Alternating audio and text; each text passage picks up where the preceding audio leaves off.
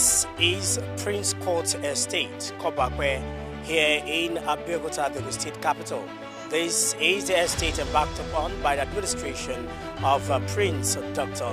Dapo Abiodun. It was actually commissioned by His Excellency, the President of the Federal Republic of Nigeria, President Muhammadu Buhari, earlier this year.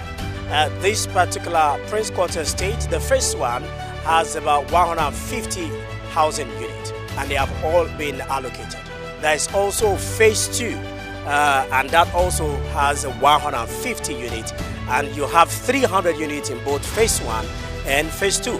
But here is the challenge. Many actually subscribed for the allocation of this housing unit and paid to the Ministry of Housing, and unfortunately they couldn't get their allocation, and so that created some kind of hula baloo and hoopla as regards whether the state government or the Ministry of Housing has actually siphoned their money. But as it were, Wave News Network has carried out the necessary investigation, engaged the Ministry of Housing to confirm that the oversubscription of the Prince Court Estate, the phase 1 and phase 2, is only due to the fact that the people themselves, those who see the sincerity in the affordability of the housing unit embarked upon by the ministry at Kobape, and so they are trying to restore the confidence and of course repay their faith by constructing new housing units, and so there is a phase 3. It's a good thing that this estate was oversubscribed by over 200 units, and that is because Ogun State government under the able leadership of Prince Dapo Abiodun is delivering truly affordable housing units. And as a matter of fact, our problem is not even to sell, but to meet up with the growing demand. And because of that peculiar challenge, which is a success story, we are here to deliver the next phase. However, let me state categorically that when you are faced with this type of challenge, which is as a result of the success of the scheme, the ideal thing is to do your allocation based on set parameters. And what are those set parameters? The set parameters are based on fairness and equity. And to that, we did the allocation of the first batch based on first come, first served basis. And also giving preference to civil servants who took mortgage loan and they're already deducting that mortgage loan. So it's just fair enough that we give those people the first right of allocation. And that's what we have done. And at the end of the day, 300 beneficiaries have got their keys. You could see that some of them are even moving in.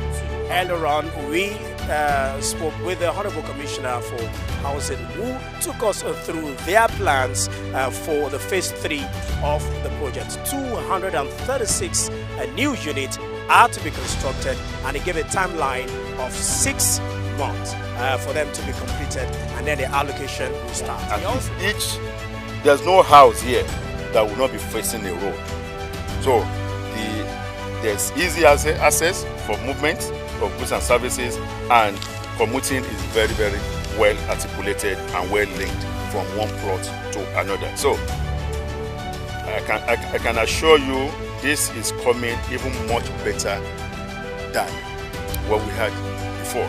We are improving on our service delivery every now and then. And you know, Prince Dapo Abiodun is known for his pensions, for service delivery, and for good quality. This will come better. And whosoever is buying into this will surely have value for their money. He also mentioned that 200 of the housing units are going to be first allocated to those who subscribed earlier and who had complained in the media. And so they are going to be first priority when this phase 3 is actually completed. To be very fair and to be very candid, you don't need to know me. You don't need to know my peers. You don't need to even know Mr. Governor for you to be an allotee under our scheme. Once you pay, money doesn't have color. It doesn't have any bearing. Once money gets into our account, we pick up your file according to where you pay, and we do our allocation. And that's strictly the policy that we follow. let me say this, and apart from the state government providing truly affordable housing scheme, we're also providing sustainable employment by employing and engaging the locals who are artisans in the built industry. Be you bricklayer, carpenter, welder, roofer, we have planned to engage all of them. And mind you, like, we are doing this on direct labor basis. We have cut off the middlemen. So we are going directly by providing daily means of sustainability, daily wages for the artisans that we are getting here. And it's Toby Joseph reporting for Wave News.